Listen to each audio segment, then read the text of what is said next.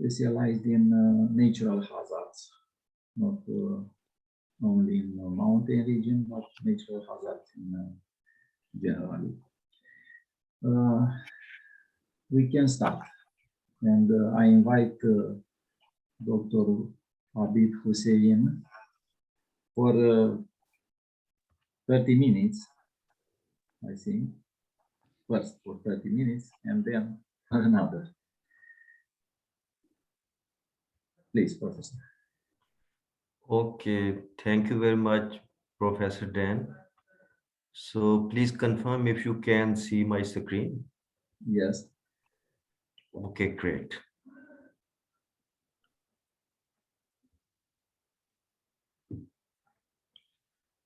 So it's kind of very important session. Before I go into this session, I would like to introduce myself briefly.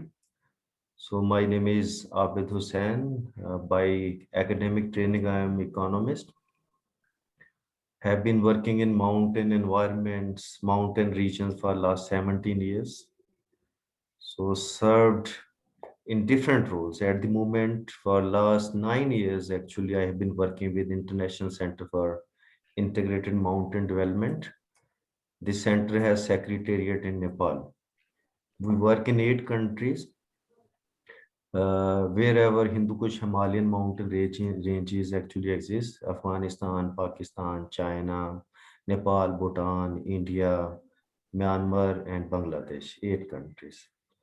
So it's very important session on micro enterprises, and I will try to highlight the importance of micro enterprises for mountain economy. I will also give little bit background of mountain economy, why it's different from national economies or plain economies. Let's start. So first of all, let's try to understand the concept of micro enterprise. Whenever some business or economic activities started at very micro scale, that activity may take into account to produce tangible goods or may render services.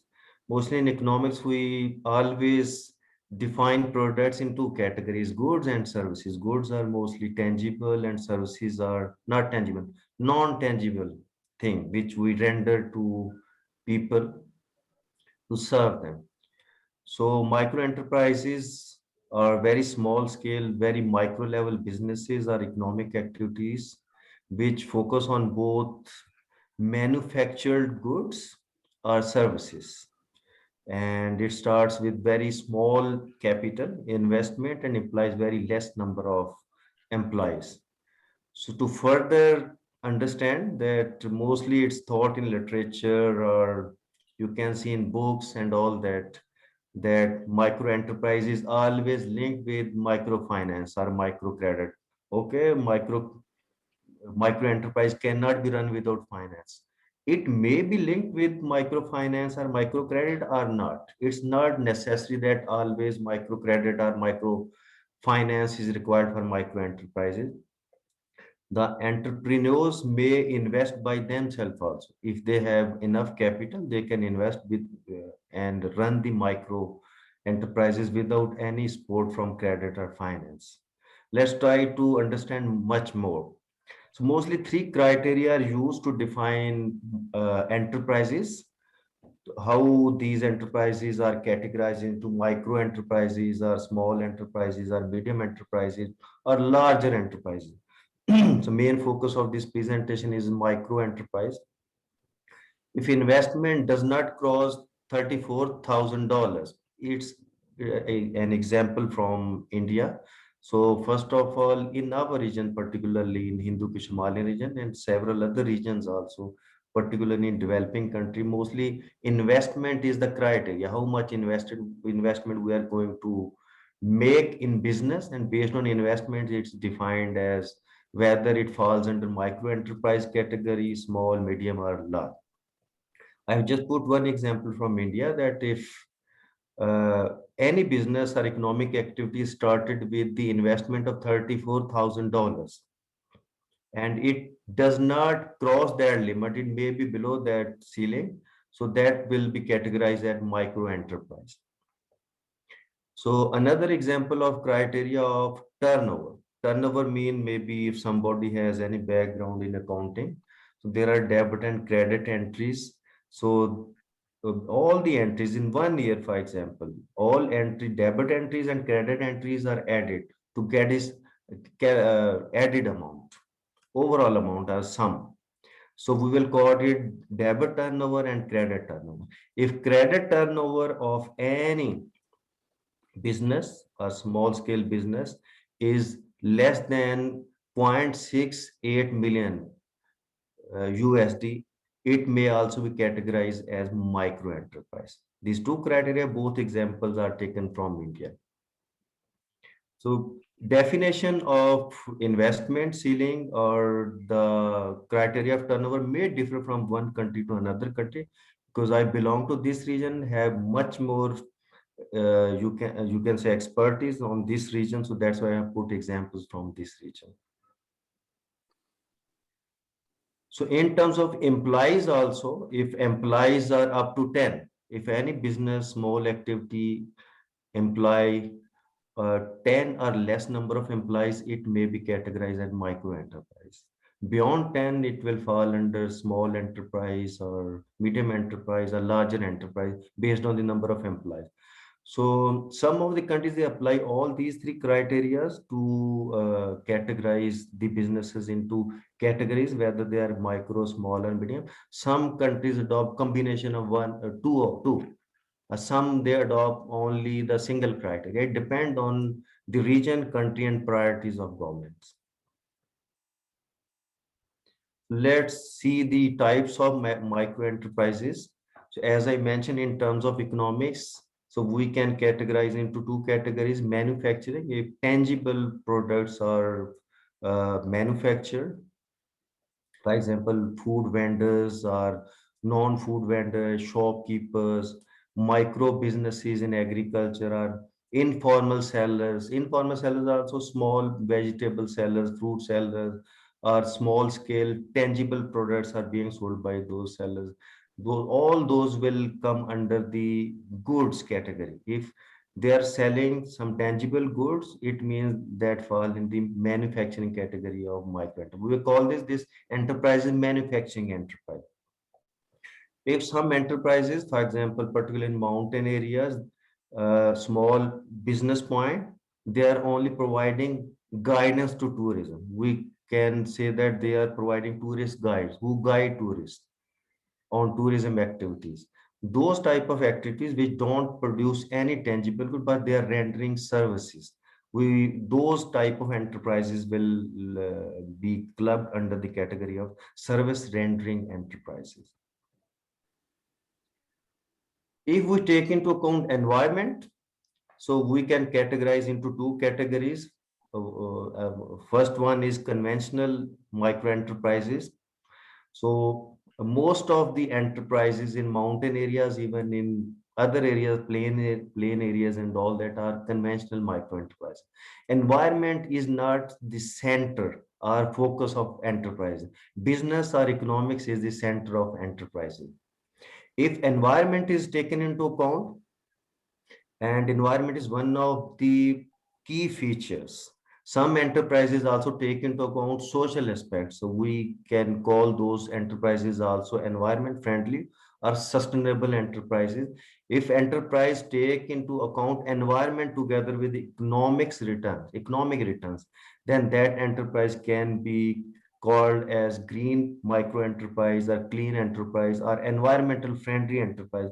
If within environment only focuses climate change, we can say climate smart enterprise. Different terms are being used. Mostly in recent times, green micro enterprise is the term being used quite frequently in literature. So key feature of green micro enterprises are organic inputs. Mostly those inputs are used in manufacturing, which are very organic. Chemical or inorganic inputs or machineries are not used, which add to the emissions. Then environment friendly packing. The packing material is also environment friendly and nature positive.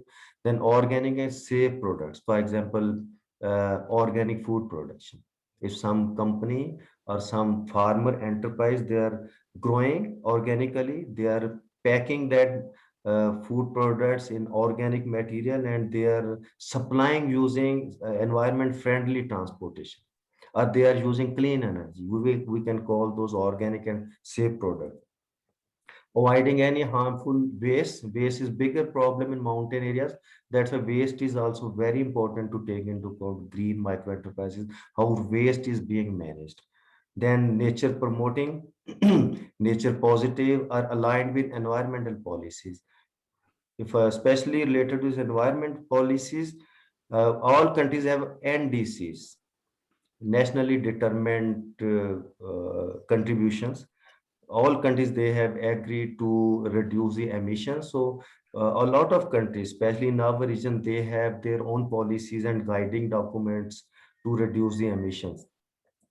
So especially if green micro enterprises, they're aligned with environment policy, this is a big plus point for micro enterprises to qualify as green micro enterprises. Let's try to understand the nature of mountain economy. In mountain areas, whatever the development, infrastructure, or investment being done, still the mountain economy is heavily depending on natural resources. If we talk about natural resources, agriculture remains the mainstay, and agriculture, we all know, depend on natural resources. Pasture and rangelands are also very important natural resource, especially important for livestock-based livelihoods, our economy, and pastoralists. Then forest and glaciers. Would like to one example from Western Himalayas, Afghanistan, parts of Pakistan. Glaciers are lifeline of agriculture and economy, mountain economy.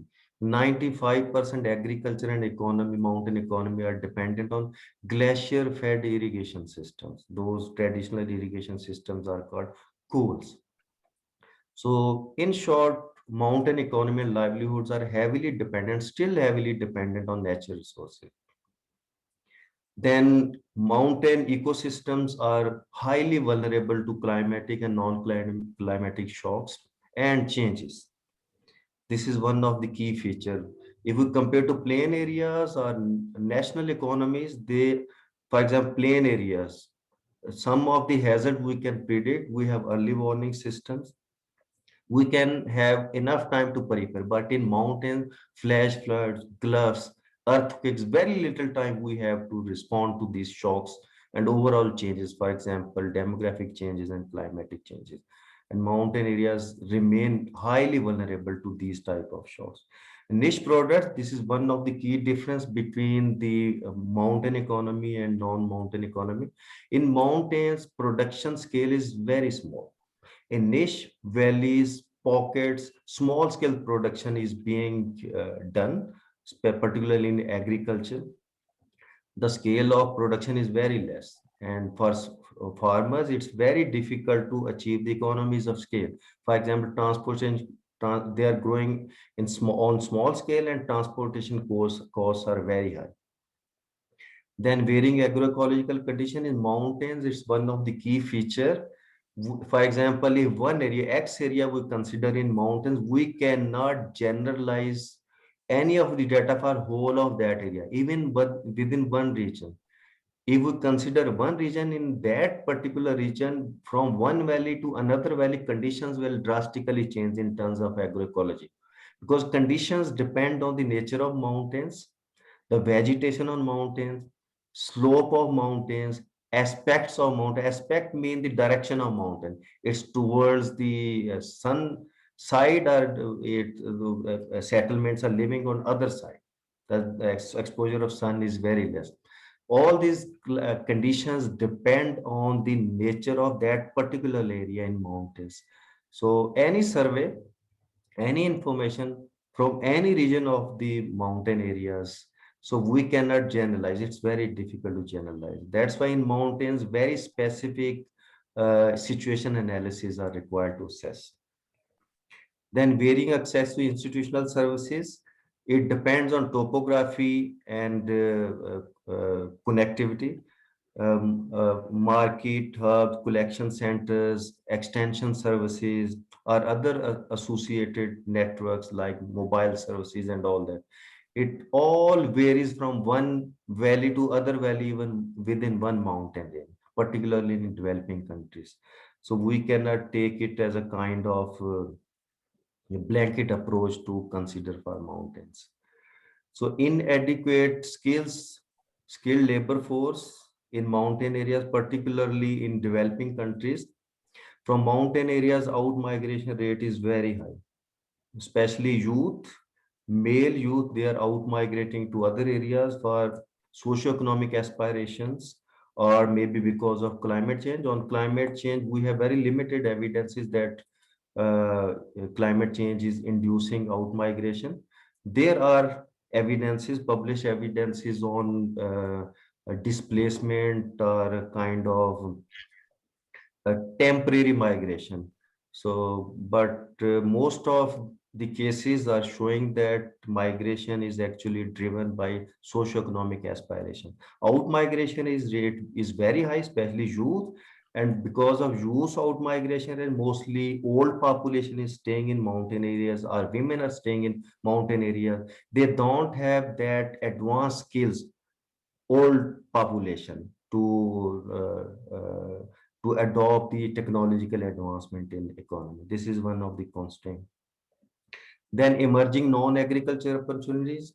Agriculture still remains mainstay of mountain economy in almost all developing regions, mountain regions of the world. But there is shift. It's going on. It's a rapid shift. We don't know about the scenario in the coming years. Now there is shift from agriculture to non-agriculture income sources like tourism, handicrafts, and others. Now, another thing very important, diversity in agriculture, even in non-agriculture production is declining in mountain area. This is overall scenario situation in mountain areas, economy.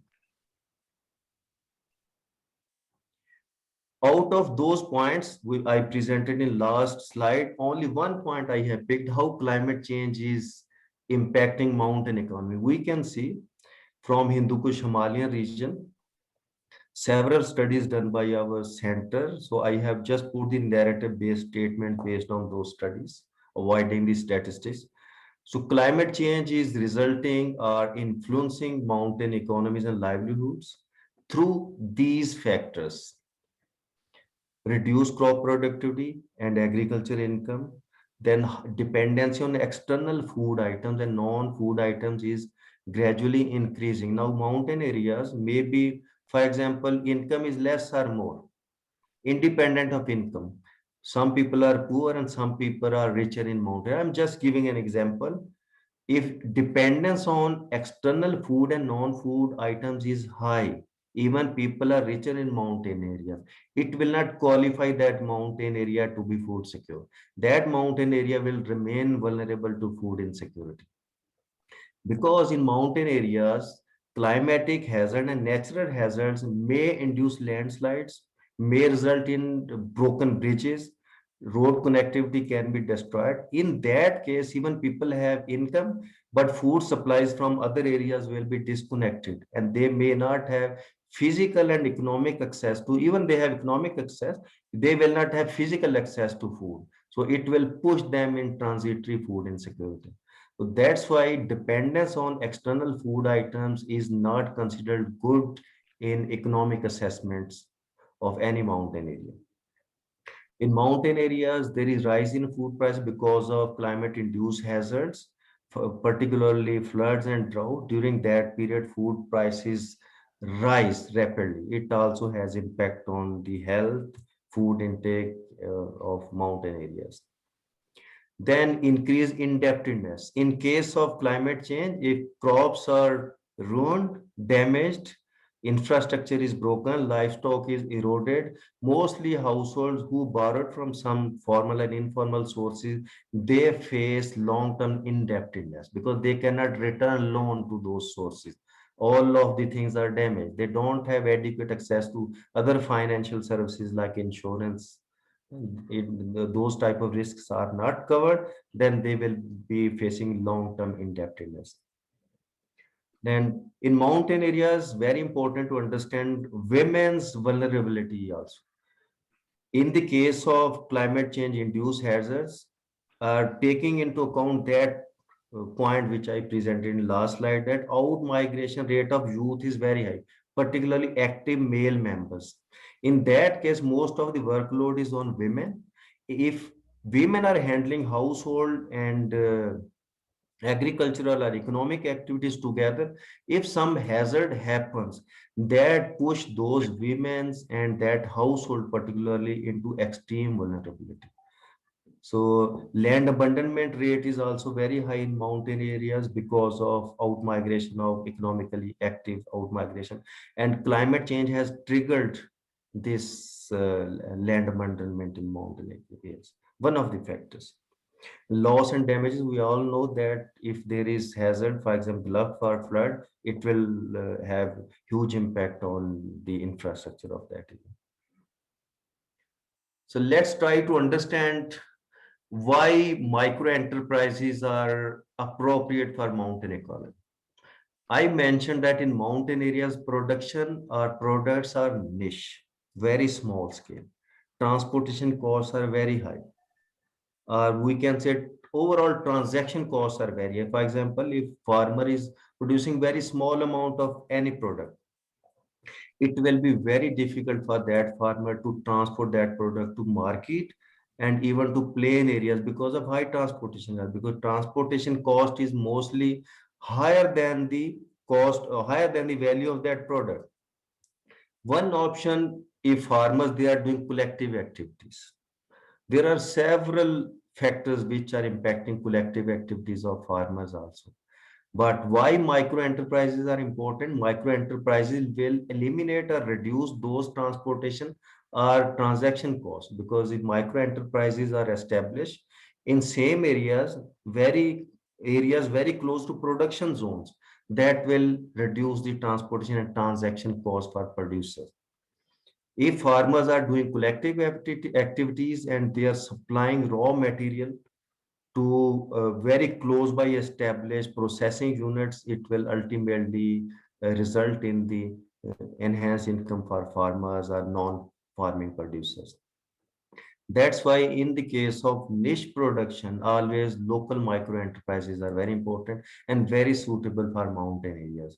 Then constrained availability of financial capital for investment. In mostly mountain areas, farmers and non-farmer producers, they have very small scale production. They don't have that much income and savings. Overall, we can say they have constrained financial capital availability, and it's difficult for them to invest in businesses. That's why micro enterprise establishment in that area is very important. That micro enterprise may be established by that farmer. If that farmer does not have capital enough or adequate capital to establish, maybe group of farmers can establish, or some institutions they can establish, and it will benefit local producers. Limited labor force in micro enterprise, we require only less number of employees, as we saw in our definition. In mountain areas, also I presented that out migration of skilled or young people is very high. So micro enterprises require less labor force. So if micro enterprises are established in mountain areas, so there are less chances of labor shortage because less number of people are required. It does not require so many people. It fits or suits the situation in mountain areas. Then need value addition. Mountain niche products, of course, require value addition. Wherever raw products are being produced and raw products are sold, it does not actually transform the situation of those systems. Always those areas, they transform into productive systems which have value addition. So it's important to convert raw products of mountain areas into value added products and to establish value chains. So that's a micro enterprises can play very important role in this aspect. Then organic production, mostly organic production was the feature of mountain production systems, agriculture or non-agriculture. With the passage of time now, inorganic production is replacing organic production. To revive organic production, it's important to establish micro enterprises, particularly clean and green micro enterprises, to revamp or revive organic production in mountain areas. Then potential use of remittances, as I mentioned, out migration rate is very high in mountain areas. So the use of remittances is very important. People who out migrated, they remit money to their families, and those money are particularly invested in fixed assets like land, house, or purchasing properties in urban centers. So it's important to mobilize the local people to invest some part of remittances in value addition. These remittances can be used as available or operational financial capital. And part of remittances, if used in value chains or local businesses or local micro enterprises, it can be instrumental factor to transform mountain economies. Then vast scope of micro business in non-farm sector. For example, tourism is very emerging: embroidery, wood carvings, handicrafts, jewels, Yasa Gumba, caterpillar fungus, we call that. These are emerging opportunities, particularly in our region, Hindu Kush Himalayan region. A lot of scope to invest in these emerging non-agricultural income opportunities, and micro enterprises can be established around these opportunities. Then potential to engage youth and women. As I mentioned, women are facing a lot of workload in mountain areas. Youth is out migrating. We cannot stop youth from out migrating to other areas. Of course, social economic aspirations are very dominant. Everybody wants to improve their socio-economic condition. If alternative opportunities are available compared to local opportunities in mountain areas, of course, everybody will make rational decision to out migrate to other area to grab the alternative opportunity with higher economic return. So it's better to provide incentives or establish micro enterprise. In even micro enterprises also, policy incentives are very important through financial services, technical support, or enabling environment through policies. It will not only engage youth, it will reduce the pace of out migration. It will not fully control out migration. It will at least reduce the pace of out migration, and it will also reduce the laborious workload of women. If women are involved in business activities, more managerial role, business management role, rather than doing laborious activities in fields and all that. So micro enterprises can play a very important role to reduce the workload of women. Then potential of micro enterprises in mountains. So two, three things are very important to understand in this context. Please, Number one, hello. 3 to 5 minutes. Okay, I will try to write. One, triggering economic activities. In previous slide, appropriateness, we understood that why micro enterprises are appropriate or suitable for mountain economy, because opportunities are existing. We discussed those opportunities. Here, what can be done to boost micro enterprises in mountain areas, and what micro enterprises can do for mountain economy? Number one, triggering economic activities. Of course, it will generate economic opportunities. It will create employment opportunities, and using available limited financial resources, whatever financial resources are available, because micro enterprises require less investment if collecting investment is done.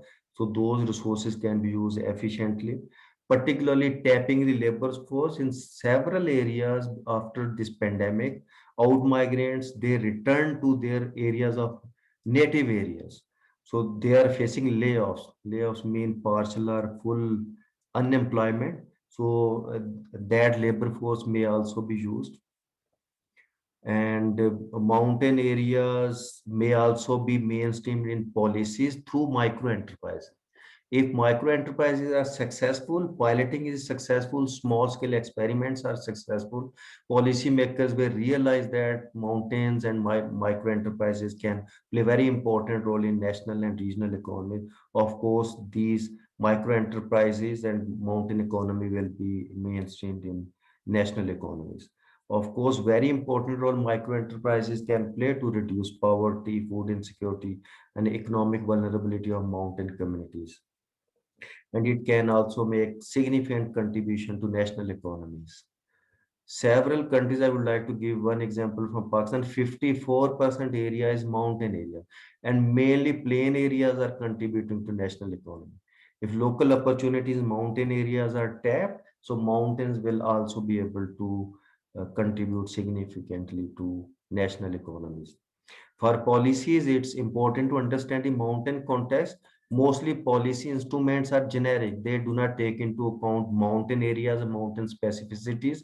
It's important to inform policies. It's important to understand the context of mountains. As I mentioned, potential and challenges vary within mountain areas.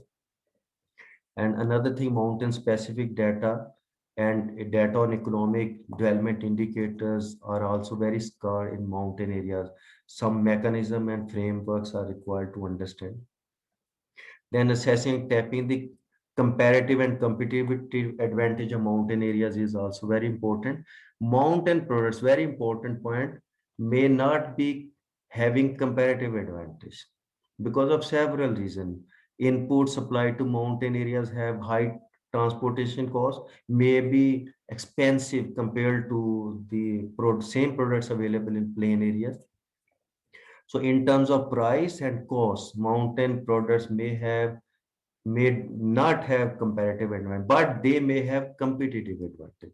For example, as I mentioned, organic products, if come even expensive to market, so consumers would like to prefer those products. It's important to identify the competitive advantage in all sectors and subsectors to promote mountain products, branding, and establishing micro enterprises around those things. Thank you very much. So any questions related to this lecture, I will be happy to respond in Google group. So maybe we can take 1 or 2 minutes break. At the time I will be fixing my second lecture. I will be sharing my second lecture screen. So let's take a couple of minutes break. I request Professor Dan to please provide a couple of minutes. Thank you for the first presentation. And you continue the analysis of micro enterprises, I think, no? With some challenges. You may continue, but please, 25 minutes. Yeah, I'm trying to share my second presentation. So within a couple of minutes, I will share it. Close the first presentation. Yeah, sure.